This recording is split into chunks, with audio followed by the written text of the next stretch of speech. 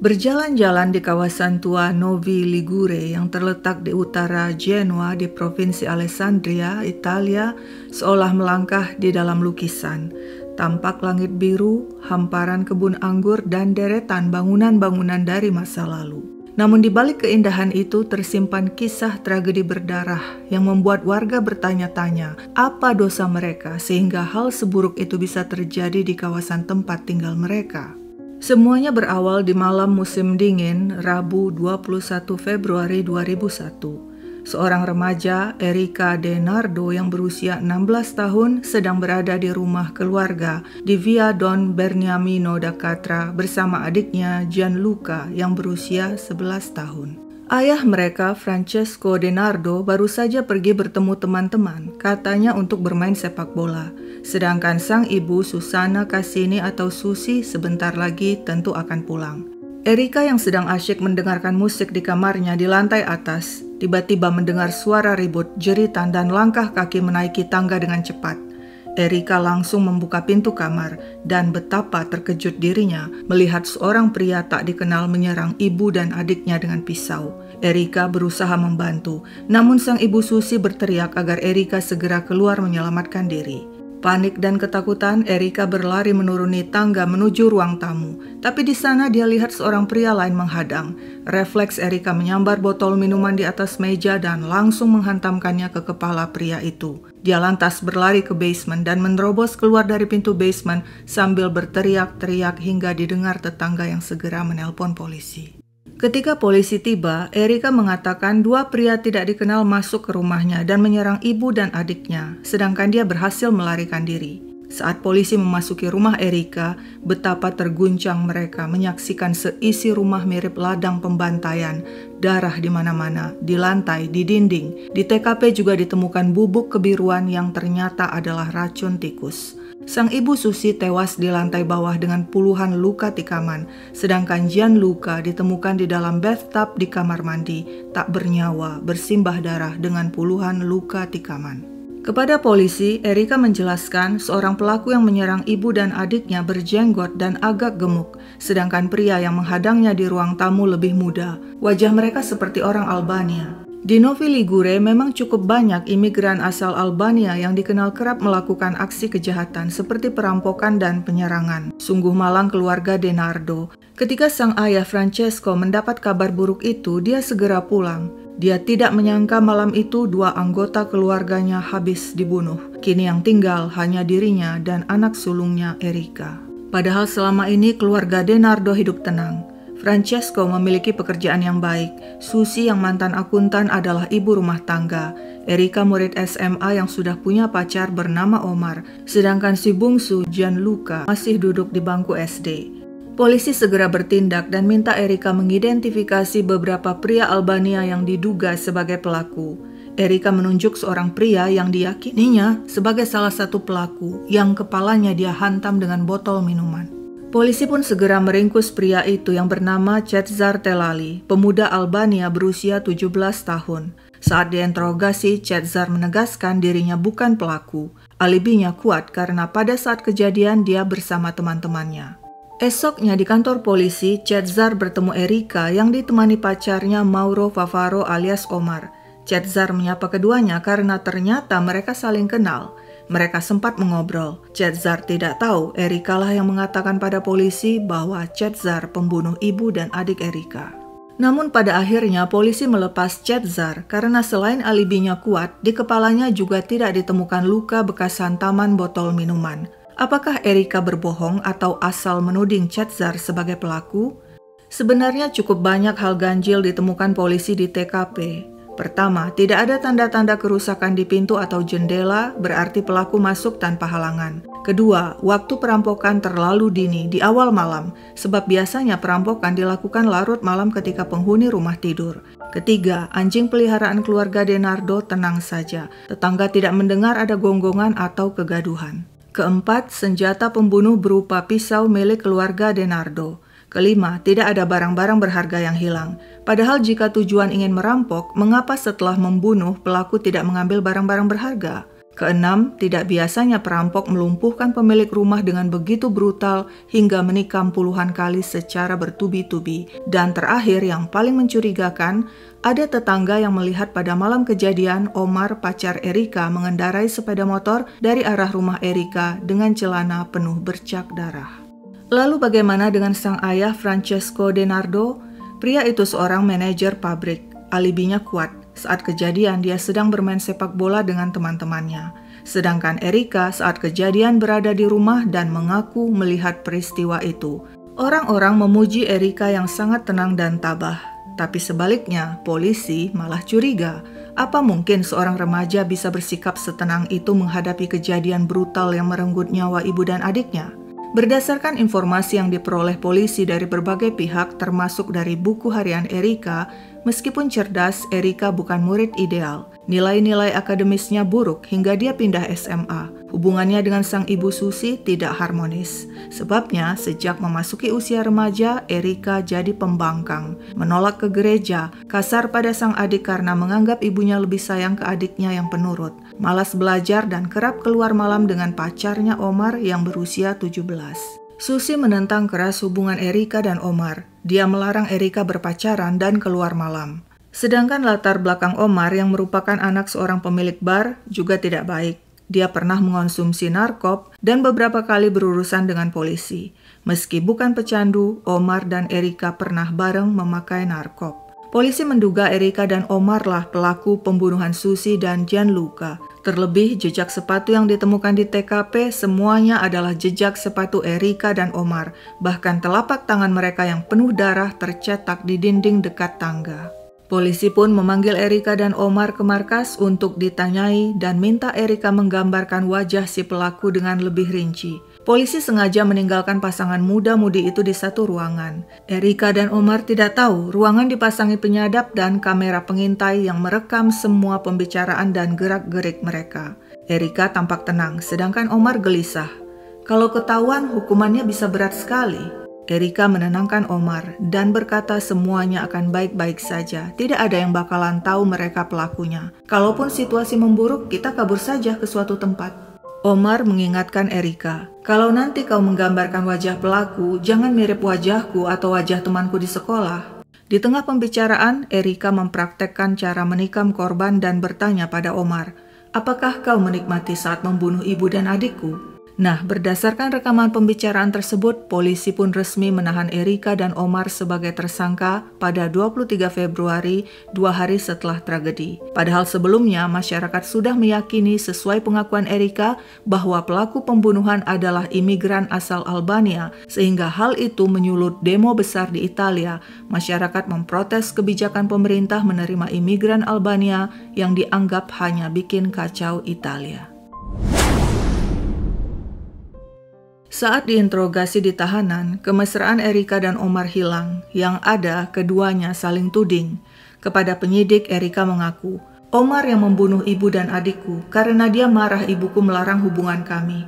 Dia kemudian mengancamku dan memintaku menghilangkan barang bukti. Aku menurut karena takut padanya dan mencintainya. Selama penyidikan, Erika tidak pernah menunjukkan penyesalan. Sikapnya dingin, serupa es.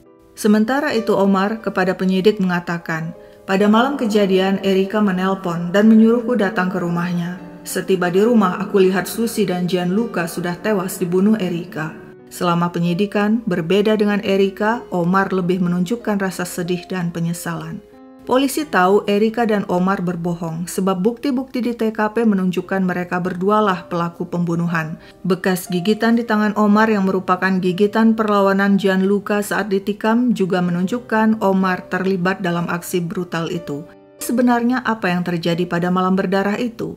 Menurut senario penyidik, sekitar pukul 7:30 malam pada Rabu 21 Februari 2001, Susana alias Susi pulang ke rumah. Tak lama kemudian pecah pertengkaran antara Susi dan Erika karena nilai-nilai sekolah Erika buruk akibat sibuk berpacaran dengan Omar. Murka, Erika mengambil pisau dan menikam sang ibu. Nah, pada saat yang sama, Omar yang bersembunyi di kamar mandi dan sudah memakai sarung tangan langsung keluar dan membantu Erika yang baru kemudian memakai sarung tangan. Salah seorang di antara mereka membungkam mulut Susi dengan tangan lalu bersama mereka menikam Susi. Namun wanita itu berontak dan berhasil lari hingga dikejar Erika dan Omar. Terjadi pertarungan begitu hebat sampai-sampai meja dapur patah dua. Saat itu Omar kembali menikam Susi berkali-kali hingga wanita itu tewas. Total tikaman pada Susi 40 kali. Menurut pengakuan Omar, sebelum meninggal, Susi sempat memohon-mohon kepada Erika, maafkan ibu, jangan bunuh adikmu." Nah, saat itulah Gianluca, adik Erika yang berusia 11 tahun sudah pulang dari bermain basket. Dia berada di kamar mandi di lantai atas, bersiap untuk mandi, namun karena mendengar suara ribut-ribut, dia turun ke bawah. Dia terkejut melihat ibunya terkapar bersimbah darah. Saat itu juga Erika dan Omar langsung menyerang Gianluca dan menyeretnya ke lantai atas. Hal itu terlihat dari bercak darah Gianluca yang banyak ditemukan di anak tangga. Saat menaiki tangga, Erika dan Omar menyentuh dinding dekat tangga sehingga telapak tangan mereka yang berlumur darah tercetak di sana. Jejak sepatu mereka yang penuh darah juga tercetak di anak tangga. Erika kemudian mendorong Gianluca masuk ke kamar mandi di lantai atas dan pura-pura membujuk dia akan membantu membersihkan luka-luka sang adik. Tapi Gianluca panik dan berlari masuk ke kamar Erika. Erika dan Omar mengejar dan menikam Gianluca yang berteriak kesakitan. Agar tetangga tidak mendengar teriakan adiknya, Erika membesarkan volume stereo hingga maksimal. Sementara itu Gianluca tidak menyerah. Dia berlari ke kamar mandi namun terperangkap di sana karena Erika dan Omar menghadangnya. Erika memaksa Gianluca memakan racun tikus berupa bubuk kebiruan. Kemudian bersama Omar, Erika membenamkan Gianluca di dalam bathtub. Namun Gianluca tetap melawan dan berhasil menggigit tangan Omar hingga berdarah. Mengamuk, Erika dan Omar kembali menikam Gianluca berkali-kali hingga bocah itu tewas dengan total 57 luka tikaman. Polisi menduga Erika dan Omar sebenarnya tidak merencanakan pembunuhan Gianluca. Tapi karena bocah itu memergoki aksi mereka, maka Gianluca pun turut dibantai. Usai menuntaskan aksi mereka, Erika dan Omar menuju lantai bawah beristirahat. Di sana, keduanya berdebat tentang apakah mereka akan menunggu Francesco, ayah Erika, pulang lalu membunuhnya. "Kita bunuh ayahku," Erika ngotot. Tapi Omar menolak. "Aku capek, kau bunuh saja sendiri ayahmu." Mereka kemudian mencuci pisau pembunuh, juga membersihkan bercak darah yang ada di mana-mana, tapi tidak berhasil. Sekitar pukul 8.50 malam, Omar meninggalkan rumah lewat pintu utama dan pergi dengan mengendarai sepeda motornya. Saat itulah ada tetangga yang melihatnya bersepeda motor dengan celana penuh noda darah. Lalu setelah Omar pergi, sekitar pukul 9 malam, Erika dengan pakaian penuh bercak darah keluar lewat garasi dan menuju jalan sembari berteriak-teriak minta tolong. Saat melakukan pembunuhan, Erika dan Omar tidak berada di bawah pengaruh narkob. Demikian kurang lebih kronologi kejadian versi penyidik. Karena begitu brutalnya Erika dan Omar, timbul pertanyaan, apakah mereka sadar saat melakukan aksi mengerikan itu? Kejiwaan mereka pun diperiksa psikiater yang menyimpulkan Erika dan Omar punya kondisi kepribadian berbeda. Erika adalah sosok dominan yang menunjukkan gangguan kepribadian narsistik atau NPD atau Narcissistic Personality Disorder. Dia memiliki ego tinggi, ingin selalu dikagumi, kurang berempati pada orang lain, kerap memanipulasi orang lain untuk memenuhi keinginannya tanpa peduli konsekuensi.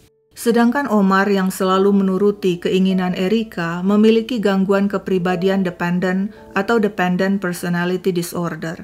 Omar memiliki ketergantungan berlebihan pada Erika dalam memenuhi kebutuhan emosional dan fisiknya. Omar rendah diri, takut ditinggalkan, dan penurut. Saat melakukan aksinya, Erika dan Omar dalam keadaan sadar dan tidak dalam pengaruh narkob, sehingga mereka dianggap bisa mempertanggungjawabkan perbuatan mereka di depan hukum. Demikianlah setelah melewati serangkaian persidangan, pada Desember 2001, 10 bulan setelah tragedi, pengadilan menjatuhkan vonis penjara kepada kedua pelaku di bawah umur itu, yakni 16 tahun untuk Erika Denardo dan 14 tahun untuk Mauro Favaro alias Omar.